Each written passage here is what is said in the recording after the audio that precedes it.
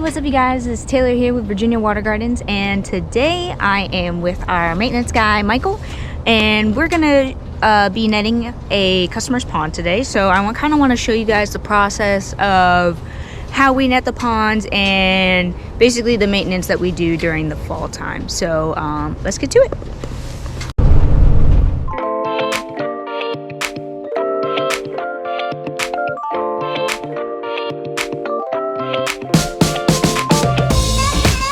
Okay, Michael, while we're on the way to the job, why don't you explain to the viewers what you do when you do fall maintenance and netting?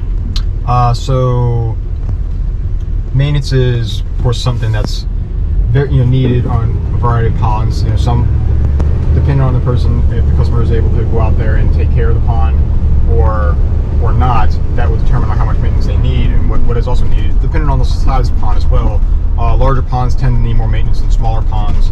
So what is really needed is, when you're doing just regular maintenance, what I go out there and do is I go out there and I look over the pond.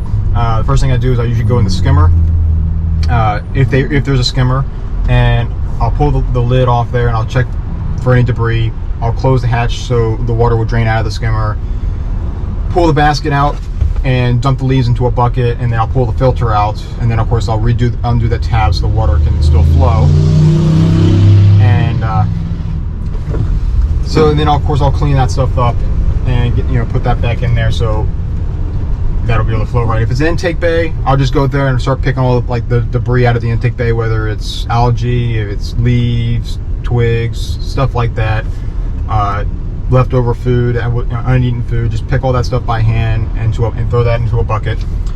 Depends if there's any debris inside the pond floating in the pond, I'll take the net and just kind of scoop it out. If there's stuff in the bottom of the pond, I'll try to take the net and scoop out as many leaves as possible.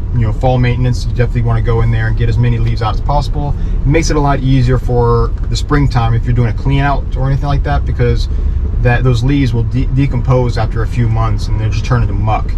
So it makes it easier for the spring clean out to get as much of those out as possible. Another thing I do is, let's say if the customer calls and say, hey, I'm having a leak, so while I'm going out there, I'll check, while I'm doing the maintenance, look for a leak. So look for a low edge, go around the edge of the pond. I won't check every single edge unless the water level is at a close, if it looks suspect where there might be a fold in the liner where it could be lower than the water level, then I'll check that. And then of course, if they have like a dosing system in the fall, I will take it out for the year and clean it up and put it away, have the homeowner take it inside, because you don't want it to freeze. The fall and winter, I will use cold water bacteria, which is a liquid form. And that pretty much sums it up for maintenance, fall maintenance.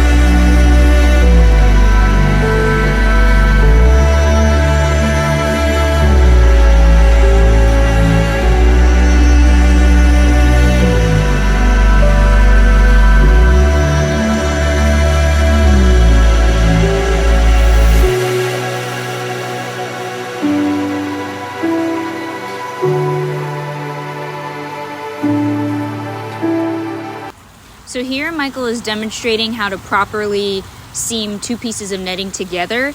He's using a zip tie and rolling the net so that way it stays secure, and then afterwards we will come back and actually cut the zip ties, which you will see later on in the video.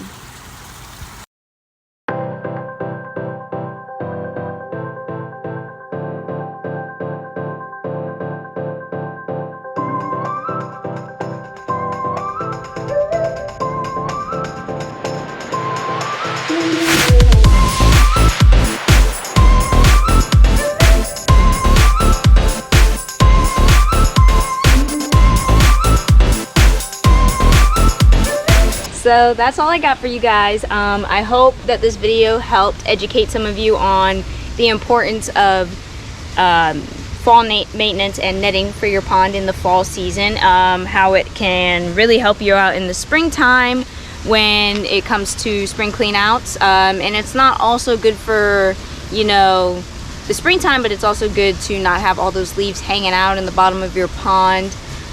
So it's just better overall for your ecosystem.